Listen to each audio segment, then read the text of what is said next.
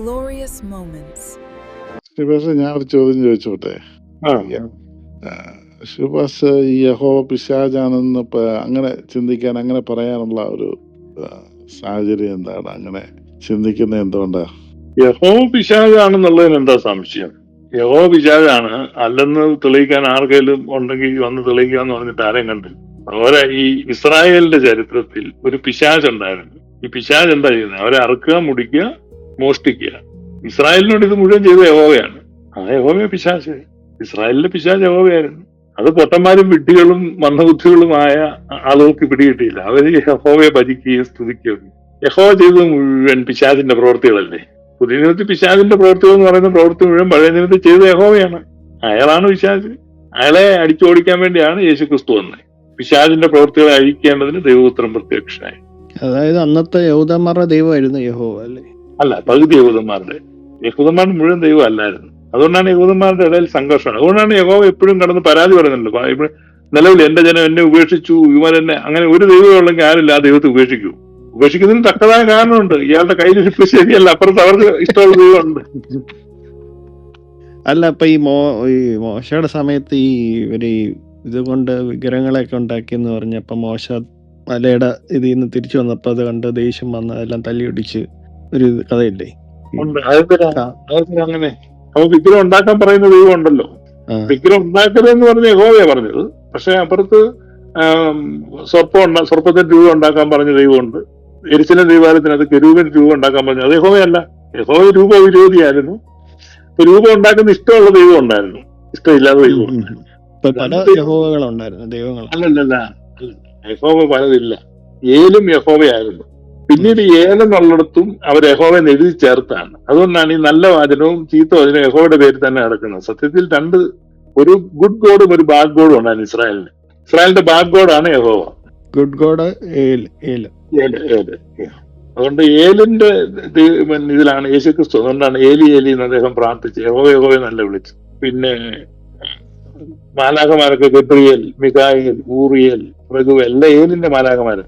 യഹോവയ്ക്ക് മാലാഖം പറയൊന്നുമില്ല. അല്ല, ഇത് രണ്ടായിട്ട് നമുക്ക് എവിടെ കാണാൻ പറ്റും? പക്ഷേ അത് നമ്മൾ ഡിഫറൻഷിയേറ്റ് ചെയ്യണം. നമ്മൾ ഡിഫറൻഷിയേറ്റ് ചെയ്ത് പഠിക്കണം. അതിനെയാണ് തിമോത്തിയോസ് എഴുതിയ ലേഖനത്തിൽ റൈറ്റ്ലി ഡിവൈഡ് ദ സ്ക്രിപ്ചർ എന്ന് പൗലോസിൽ എഴുതിയിരിക്കുന്നു. വചനത്തെ ഡിവൈഡ് ചെയ്ത് പഠിക്കണമെന്ന് എഴുതി വെച്ചിട്ടുണ്ട്. അത് ഒന്നാക്കി കളഞ്ഞു എന്നുള്ളതാണ്. ഈ രണ്ട് ദൈവത്തെയും കൂടെ ഒന്നാക്കി മിക്സ് ചെയ്ത് ആളുകൾക്ക് മനസ്സിലാകാൻ പറ്റാത്ത രീതി ക്രൈം സീനാണിത്. ആ ക്രൈം സീൻ ഇൻവെസ്റ്റിഗേഷൻ നടത്തണം. അതുകൊണ്ടാണ് യെരമ്യാ 8:8 ശാസ്ത്രിമാരുടെ കള്ള എഴുത്തുപോലെ വ്യാജമാക്കിയെന്ന് എഴുതി വെച്ചിട്ടുണ്ട്. ബൈബിളിൽ തന്നെ എഴുതി വെച്ചിട്ടുണ്ട് ബൈബിൾ വ്യാജമാണ്. യെരമ്യാ 8:8 വായിച്ചോ? അല്ല, ഈ നന്മയും തിന്മയും എന്റെ എന്നുള്ളൊരു വാക്കില്ല, അത് ഈ യഹോവയുടെ ഇതാണ്. അങ്ങനെ വരുവോ? അപ്പൊ യാക്കോസിൽ എഴുതിയിട്ടുണ്ട്, ഉറവിന്റെ ഒരേ തരത്തിൽ നിന്ന് കയ്പും മധുരവും വരില്ല. അവൻ കള്ളനാണ്, അത് തെറ്റാണ്. നമ്മൾ വചനം കൊണ്ട് വിഭജിക്കണം. മനസ്സിലായില്ലേ? നീ അതങ്ങ് പറഞ്ഞേച്ചാ മതി. രണ്ടും കൂടെ വരത്തില്ല. ഇവൻ കള്ളനാണ്, അതുകൊണ്ട് നന്മയും എന്റെ തന്നെയാണ് ഈ പുള്ളി അങ്ങ് അവകാശപ്പെടുക. പക്ഷെ കള്ള വചനങ്ങൾ നടക്കൂല മോനെ, നടക്കൂല. ഗ്ലോറിയസ് ഗോസ്പൽ കള്ളനെ അറസ്റ്റ് ചെയ്തു, യഹോവയെ അറസ്റ്റ് ചെയ്ത് അണ്ടർ മാത്രം ഇട്ട് നിർത്തിയിട്ടുണ്ട്. അപ്പൊ ഈ അവയെടുത്ത് വന്ന ഈ പാമ്പ് ഇത് യഹോവയാണോ? പാമ്പ് യഹോവയാണ്. യെസ്, ആ പാമ്പാണ് യഹോവ, പഴയ സർപ്പം. അവിടെ വന്ന് തുടക്കം വന്നല്ലേ ഈ പാമ്പ്. He started as a garden snake. In the book of Revelation, he became a dragon. അത്ര ഓവർ ദ ടൈം പുള്ളി ഒരു ഡ്രാഗണായി മാറി. ഒരു ഗാർഡൻ സ്നേക്ക് ആയിട്ട് പുള്ളി എളിയ തോതിൽ പ്രവർത്തനം ആരംഭിച്ചതാണ്.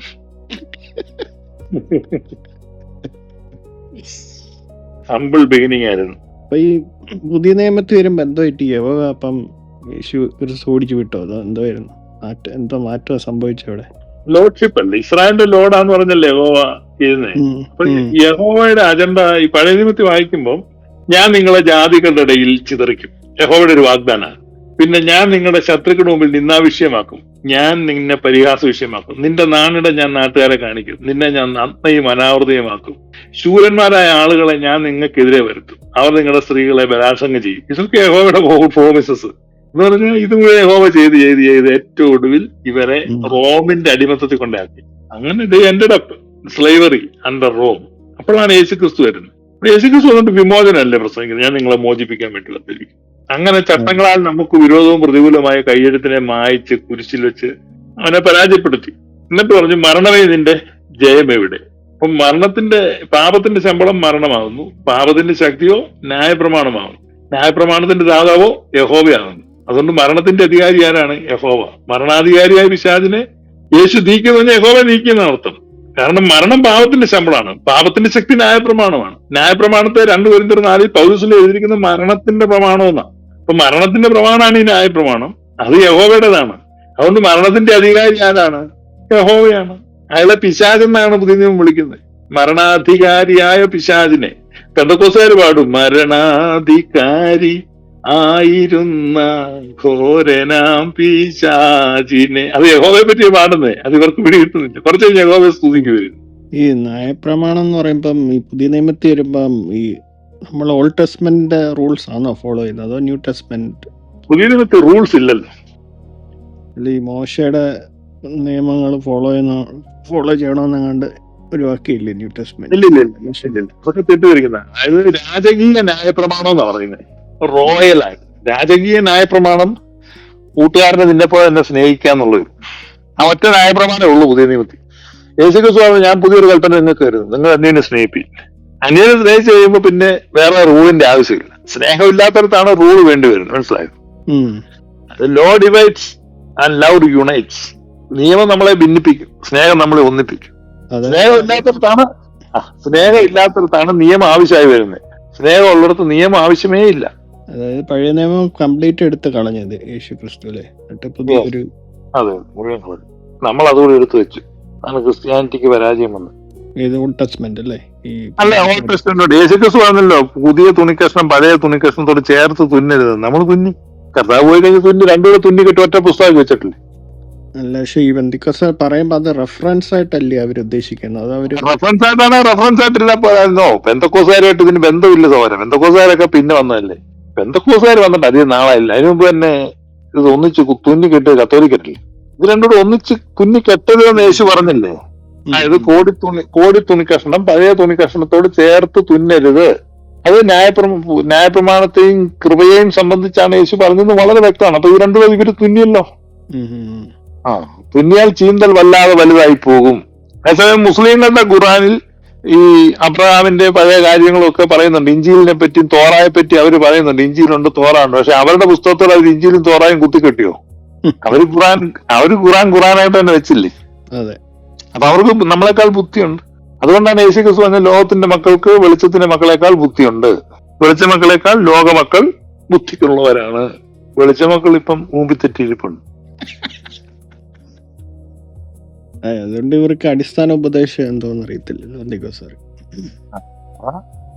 നമ്മൾ പുതിയ നിയമം മാത്രം വെച്ചിട്ട് നമ്മുടെ ബുക്ക് ഈ Sacred text of Christianity is new testament എന്ന് മാത്രമായിരുന്നു. എല്ലാവരും ന്യൂ ടെസ്റ്റ്മെന്റ് കോൺസെൻട്രേറ്റ് ചെയ്ത ന്യൂ ടെസ്റ്റ്മെന്റ് പ്രിൻസിപ്പിൾസ് പഠിച്ച തന്നെ ക്രിസ്ത്യാനിറ്റിയുടെ ചിത്രം തന്നെ വേറെ ആയിപ്പോയി.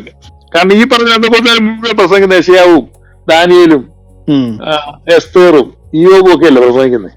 എത്ര മണിക്കൂറാണ്! അതിന്റെ ഒരു എക്സാമ്പിൾ ആയിട്ടല്ലേ അവര് പ്രസംഗിക്കുന്നത്? എക്സാമ്പിൾ ആയിട്ടല്ല, അതിൽ നിന്ന് ആ മെസ്സേജ് ആ സന്ദേശം തന്നെ എടുക്കുന്നത്. അതുകൊണ്ട് ഇതൊക്കെ ഓൾഡ് ടെസ്റ്റ്മെന്റ് ഇരുട്ടാണ്. അതുകൊണ്ട് ആ പഴയ നിയമം വായിക്കുമ്പോൾ ഇരുട്ടില്ല നമ്മൾ നിൽക്കുന്നത്, ഹൃദയത്തിൽ മൂടുകളാണ് പൗലോസ് എഴുതി വെച്ച്. ഇവരെല്ലാം ഓൾഡ് ടെസ്റ്റ്മെന്റിന്റെ അന്ധകാരത്തിലാണ് കിടക്കുന്നത്. അവര് അവിടുന്ന് മോചനം പ്രാപിച്ചിട്ടില്ല. ആ ന്യൂ ടെസ്റ്റ്മെന്റ് മാത്രമായിരുന്നു നമ്മുടെ ടെക്സ്റ്റ് ആയിട്ട് വെച്ചിരുന്നെങ്കിലോ ഭയങ്കര ലൈറ്റ് ഉണ്ടായിരുന്നു ക്രിസ്ത്യാനികൾക്ക്. അപ്പൊ ഈ ദാനിയേൽ സിംഹത്തിൽ കിടന്നപ്പോ സിംഹത്തിന്റെ വാ അടച്ചതും ഇതൊക്കെ യഹോവയായിരുന്നോ? അതോ അങ്ങനെയൊക്കെ നോക്കുമ്പോ ഇതിനകത്ത് കുറെ നല്ല ആൾക്കാരില്ലേ, ദാവീദും ദാനിയേലും? അതൊക്കെ സത്യമായ പഴയ നിയമത്തിലെ പിതാക്കന്മാരുടെ ദൈവമാണ് വായ അടച്ചത്. യഹോവ എപ്പോഴും പണി കൊടുക്കത്തേ ഉള്ളൂ, ഒരുത്തനും രക്ഷിക്കത്തില്ല. യഹോവ ആരും രക്ഷിക്കുകയല്ലെന്നേ. അത് പിശാചല്ലേ. നിങ്ങൾ എന്തോ പറയുന്നത്? അല്ല തന്നെ അയാളുടെ ആരാധന ഒന്ന് ഓർത്തു നോക്കി. ഇപ്പം ചിറമേലൊന്ന് ഓർത്തു നോക്കി. ഇയാൾക്ക് വേണ്ടത് ചോര, ഇയാൾക്ക് വേണ്ടത് മദ്യം. അപ്പൊ ഇയാളുടെ ആരാധന കേന്ദ്രം എന്ന് പറഞ്ഞു കഴിഞ്ഞാൽ അവിടെ കൊണ്ട് ചോര ഒഴിക്കണം, അവിടെ പട്ടച്ചാര ഒഴിക്കണം. നിങ്ങളൊന്ന് ഓർത്തു നോക്കി, എന്തൊരു വൃത്തികെട്ട യാഗവീടായിരിക്കും. യഹോവയുടെ ആ യാഗവീടങ്ങളെ ഞാൻ മോഹിച്ചു പോകുന്നു, വാഞ്ചിച്ചു പോകുന്നു, അത് മനോഹരമാണെന്ന് കരുതി വെച്ച് കഴിഞ്ഞാൽ അതെങ്ങനെയാണ് മനോഹരമാണെന്ന്? അപ്പൊ അത് വാക്യം മോഷ്ടിച്ചതാണ്. അത് യഹോവയുടെ യാഗവീടത്തെ കുറിച്ചല്ല എഴുതിയിരിക്കുന്നത്. അവിടെ ഏലിന്റെ യാഗവീടമാണ് മനോഹരമായിട്ടുള്ളത്. അവിടെ പൂക്കളും അവിടെ ചെടികളും അവിടെ സുഗന്ധധൂപവും ഒക്കെയുള്ള യാഗപീഠമുണ്ട്. ആ യാഗപീഠമാണ് സുന്ദരമായിട്ടിരിക്കുന്നത്. യഹോവയുടെ യാഗപീഠത്തിൽ മൂത്രപിണ്ഡ വെള്ളമെന്ന് വെക്കണമെന്നും മൊത്തം മൂത്രത്തിന്റെ മണവും പട്ടച്ചാരായത്തിന്റെ മണവും ചോരയുടെ മണവും അതാണ് ഈ ഡാകുമന്റെ യാഗപീഠം. ആ ദുർമൂർത്തിയാണ് പെന്തക്കോസ്തുകാരിരുന്ന് ആരാധിക്കുന്നത്. ഈ കട്ട പിശാചിനെ, ഈ ചോരകുടിയനും മദ്യപ്രിയനുമായ ഈ തനി പിശാചിനെയാണ് ഈ പെന്തക്കോസ്തുകാർ സേവിക്കുന്നത്. പിന്നെ എങ്ങനെ അവമാനിച്ചു പോകും? ഇനി അല്ലെന്ന് പറയാൻ ഒരുത്തനും ഇല്ല. നമ്മളിവിടെ സോഷ്യൽ മീഡിയയിൽ, യൂട്യൂബിലും ക്ലബ് ഹൗസിലും ഫേസ്ബുക്കിലും 5 കൊല്ലം തുടർച്ചയായിട്ട് എല്ലാവരും മുണ്ട് പറിച്ച് തലമുടി മൂടി രക്ഷപ്പെട്ടല്ല ഒരു യഹോഭക്തനും ഇന്നില്ല. ഇങ്ങനെ ഒരു ദുർമൂർത്തിയെ സേവിക്കുന്ന ഗതികേടെന്ന് പറഞ്ഞാൽ എന്താ? ബൈബിൾ ഒറ്റ പ്രാവശ്യം വായിച്ചാൽ മതിയല്ലോ ഇയാൾ ദുർമൂർത്തിയാണ് മനസ്സിലായത്. ചോര കൊണ്ട് ഒഴിക്കാൻ പറയുന്നത് ദുർമൂർത്തിയല്ല, പിന്നെ എന്നാകുണ്ടോ?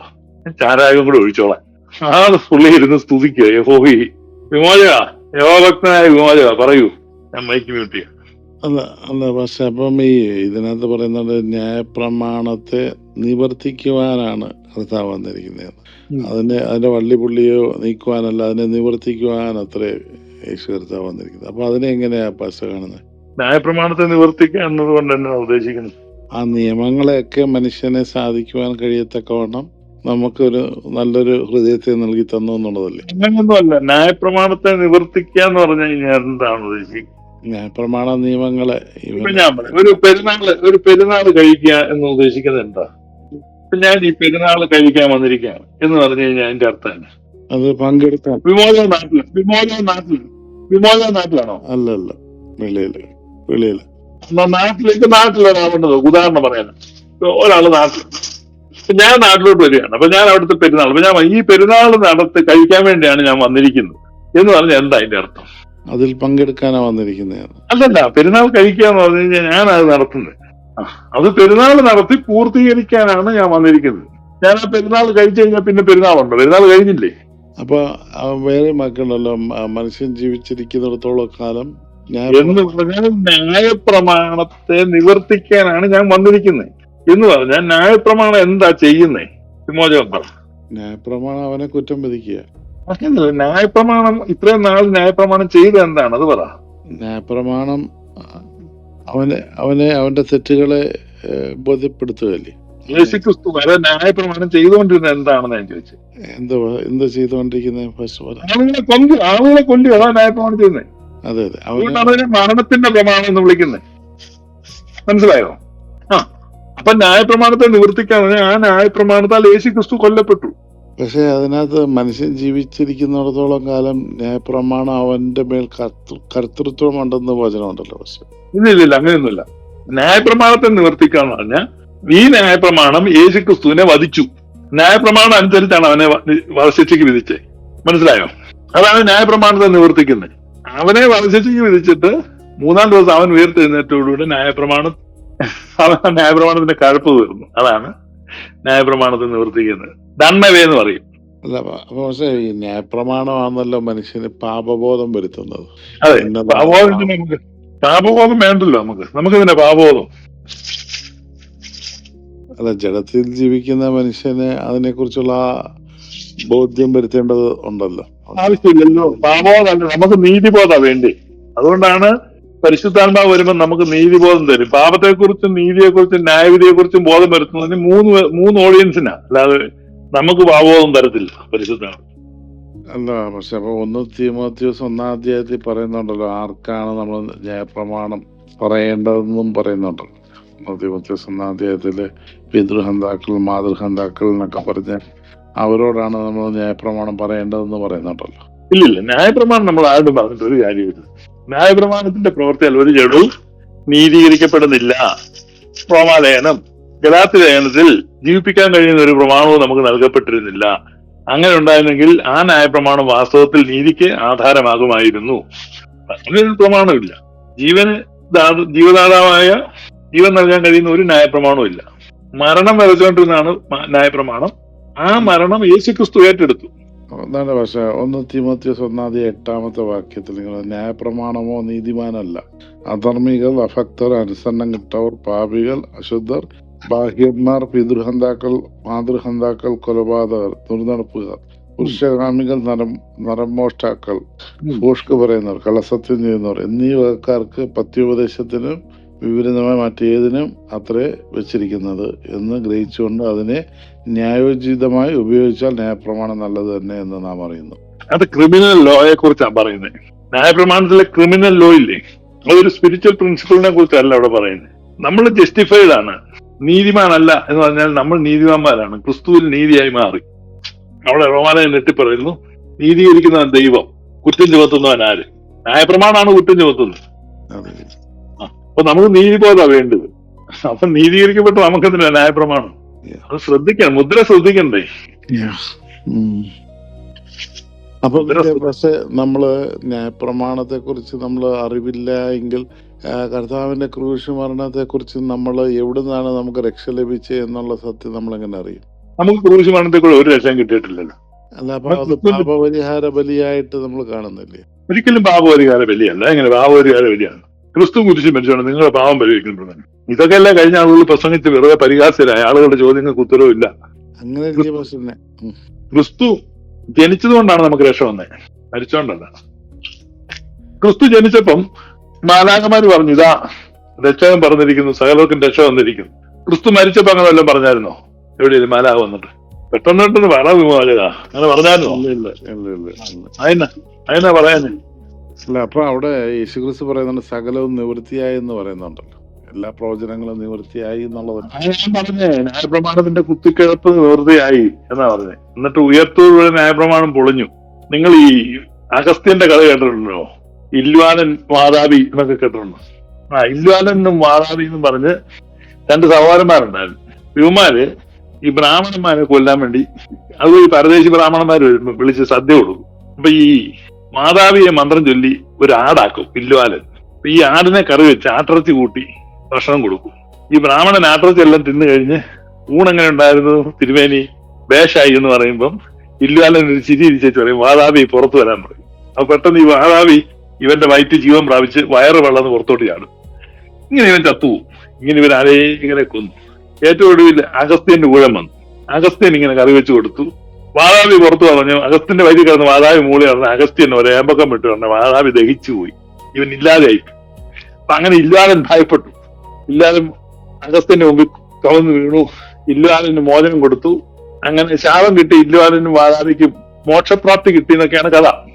എന്ന് പറഞ്ഞാൽ ഈ ഹിന്ദുപുരാണ്. അപ്പൊ റോമാരുടെ ലേഖനം 5-ാം അധ്യായം 8-ാമത്തെ വാക്യത്തിലേക്ക് പറയുന്നത്, ക്രിസ്തു നാം പാപികളായിരിക്കുമ്പോൾ തന്നെ നമുക്ക് വേണ്ടി മരിക്കുകയാൽ ദൈവം തനിക്ക് നമ്മോടുള്ള സ്നേഹത്തെ പ്രദർശിപ്പിക്കും. അതെങ്ങനെയാണെന്ന് പക്ഷെ? അതെ, ദൈവത്തിന്റെ സ്നേഹം നിമിത്തമാണ് ദൈവം തന്റെ പുത്രനെ ലോകത്തിലേക്ക് അയച്ചത്. അപ്പൊ ഒരു മരണം വന്ന സമയത്ത് ഈ സ്നേഹം പിന്മാറിപ്പോയില്ല. അപ്പൊ മരണത്തിന്റെ സമയത്തും അവൻ നിലനിന്നപ്പോൾ ആ മരണം അവന് നമ്മളോടുള്ള സ്നേഹത്തെ പ്രദർശിപ്പിക്കുന്നത്. ഭീരുത്വമില്ല. ഈ സ്നേഹവും ഭീരുത്വവും ഓപ്പോസിറ്റ് ആണ്. അതുകൊണ്ടാണ് തികഞ്ഞ സ്നേഹം ഭയത്തെ പുറത്താക്കി കളയും. ക്രിസ്തുവിന് ഭയമില്ലായിരുന്നു. ക്രിസ്തു ഭയപ്പെടാതെ ആ മരണത്തിന്റെ മുമ്പിൽ നിന്നു നമ്മളോടുള്ള സ്നേഹത്തെ പ്രതി. അതുകൊണ്ട് ക്രിസ്തുവിന്റെ കുരിശ് നമ്മളോടുള്ള സ്നേഹത്തിന് it's A manifestation of love.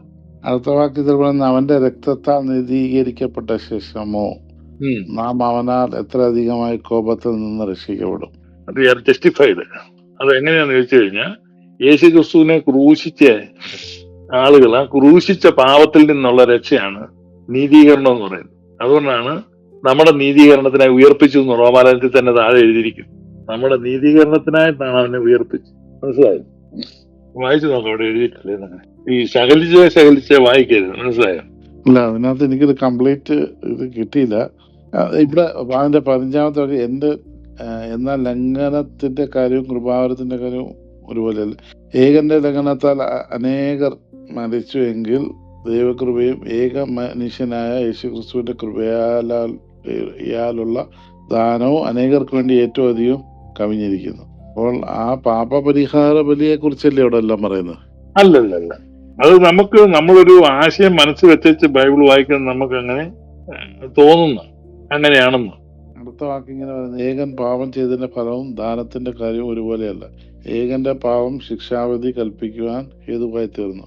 കൃപാപരമോ അനേകം ലംഘനങ്ങളെ മോചിക്കുന്ന നീതീകരണ വിധിക്ക് ഹേതുവായി തീർന്നു. പാപത്തിന് ശിക്ഷയുണ്ടെന്നുള്ളതല്ലേ, അതിന്റെ പരിഹാരമായിട്ടല്ലേ കാൽവറിയിൽ ക്രിസ്തുയാഗമായി തീർന്നത്. അങ്ങനെയല്ലെന്നേ. അത് നമ്മൾ ഈ റോമാലേഖനം വായിക്കുമ്പോൾ നമ്മളത് പുരോഗമനാത്മകമായ ഒരു റീഡിംഗ് ആണ്, പ്രോഗ്രസീവ് റീഡിംഗ് ആണ്. റോമാലേഖനത്തിന്റെ ഒരു വാക്യം എടുത്തിട്ട് ഇതിന്റെ അർത്ഥം എന്താന്ന് വെച്ച് കഴിഞ്ഞാൽ നമുക്ക് ഒരിക്കലും അങ്ങനെ അർത്ഥം പറയാൻ പറ്റില്ല. അങ്ങനെ അർത്ഥം പറഞ്ഞാൽ നമ്മൾ ഒത്തിരി തെറ്റിപ്പോവും. അപ്പൊ ഇതിനൊരു മൊത്തത്തിൽ എടുക്കണം, ഹോളിസ്റ്റിക് ആയിട്ടാണ്. ആ റോമാലേഖനം 16 ചാപ്റ്റർ ഉണ്ട്. 16 ചാപ്റ്ററിലൂടെ പറഞ്ഞിരിക്കുന്ന എന്താണെന്ന് ഒരുമിച്ച് മനസ്സിലാക്കുമ്പോഴാണ് അതിന്റെ അർത്ഥം. ഒരു സിദ്ധാന്തം പറഞ്ഞ് ഇങ്ങനെ പോവാണ്. മനസ്സിലായോ ഞാൻ പറഞ്ഞു? ഇപ്പൊ നിങ്ങൾ വായിച്ച അധ്യായത്തിൽ നിന്നാ 5-ാം അധ്യായം. ആ, പിന്നെ 6 ഉണ്ട്, പിന്നെ 7 ഉണ്ട്, പിന്നെ 8 ഉണ്ട്. 8-ാം അധ്യായത്തിലുണ്ട് അതുകൊണ്ട്. അപ്പൊ അത് പ്രോഗ്രസീവ് റീഡിംഗ് ആണ്. അവസാനം ഇതെല്ലാം പറഞ്ഞിട്ട് 8-ാം അധ്യായം തുടങ്ങുമ്പോൾ പറയുന്നുണ്ട് അതുകൊണ്ട്. എന്നിട്ട് പറയാണ് ഇപ്പോൾ ക്രിസ്തുയേശുവിലുള്ളവർക്ക് ഒരു ശിക്ഷാവിധിയില്ല. എന്നിട്ട് പറയാണ് ജീവന്റെ ആത്മാവിന്റെ പ്രമാണം എനിക്ക് പാപത്തിന്റെയും മരണത്തിന്റെയും പ്രമാണത്തിൽ നിന്ന് ക്രിസ്തുയേശുവിൽ സ്വാതന്ത്ര്യം വരുത്തിയിരിക്കുന്നു. പിന്നെ പറയാണ് ജഡത്താലുള്ള ബലഹീന നിമിത്തം ന്യായപ്രമാണത്തിന് കഴിയാത്തതിനെ സാധിക്കേണ്ടതിന് ദൈവം പാപജഡത്തിന്റെ സാദൃശ്യത്തിൽ തന്റെ പുത്രനെ അയച്ചു, ജഡത്തിൽ ശിക്ഷ വിധിച്ചു. അപ്പൊ ജഡത്തെ അല്ല. അപ്പൊ ഇതൊരു പ്രോഗ്രസീവ് റീഡിംഗ് ആണ്. നമ്മൾ എവിടെയെങ്കിലും ഒരു വാക്യം എടുത്തു വെച്ചിട്ട് നമുക്ക് അതിനെ മനസ്സിലാക്കാൻ നോക്കിയാൽ അത് തെറ്റിപ്പോവും. ആനെ കാണാൻ പോയ പോലെ ഇരിക്കും. അതുകൊണ്ടത് റോമാലേഖനം ആണെങ്കിൽ മുഴുവൻ വായിച്ചിട്ട് നമ്മൾ പഠിക്കണം, എങ്കിലും നമുക്കത് മനസ്സിലാകത്തുള്ളൂ. അല്ലാതെ ഒരു ഭാഗം വായിക്കാൻ നമുക്ക് ചിലപ്പോൾ അങ്ങനെയൊക്കെ തോന്നും, അയ്യോ ഇതെങ്ങനെയാണല്ലോ, അപ്പൊ അങ്ങനെയൊന്നും അല്ല എഴുതിയിരിക്കുന്നത്. ക്രിസ്തുയേശു കുരിശിൽ മരിച്ചുകൊണ്ട് കായംകുളത്തിരിക്കുന്ന ഒരാൾക്ക് എങ്ങനെയാണ് പാപോദനം കിട്ടുന്നതെന്ന് പറയാം. അത് ആ ദൈവത്തിന്റെ സ്നേഹത്തെ പ്രദർശിപ്പിച്ചു എന്നുള്ള ആ സത്യം മനസ്സിലാക്കുമ്പോൾ ആ സ്നേഹത്തിലല്ലയോ, ആ സ്നേഹത്തിൽ വസിക്കുവാൻ വേണ്ടിയല്ലയോ കർത്താവ് ക്രൂശിൽ യാഗമായി തീർന്നത്. സ്നേഹം പ്രദർശിപ്പിക്കാൻ കുരിശിൽ മരിക്കേണ്ട കാര്യമില്ല. അവൻ സ്നേഹമായതുകൊണ്ട്, അതെ, അവൻ സ്നേഹമായതുകൊണ്ട് ആ കുരിശ് മരണത്തിൽ നിന്ന് അവൻ പിന്മാറിയില്ല. അല്ല, ദൈവം നീതിമാനല്ലേ? പക്ഷെ അപ്പം പാപത്തിന് ദൈവം നീതിമാനായതുകൊണ്ട് പാപത്തിന് എങ്ങനെ ശിക്ഷ? നിങ്ങളുടെ പാപത്തിന് യേശുവിനെ ശിക്ഷിച്ചോ? അതെങ്ങനെ പോസിബിൾ ആവുന്നേ? ഒരാളുടെ പാപത്തിന് വേറൊരാൾക്ക് ശിക്ഷയാക്കാൻ പറ്റും? അത് അവൻ തന്നെ ഏറ്റെടുത്തു എന്നുള്ളതല്ലേ. അങ്ങനെ ഏറ്റെടുക്കാൻ പറ്റത്തില്ലല്ലോ. അതൊരു വട്ടല്ലേ. ഗ്ലോറിയസ് മൊമെന്റ്സ് കണ്ടതിന് നന്ദി.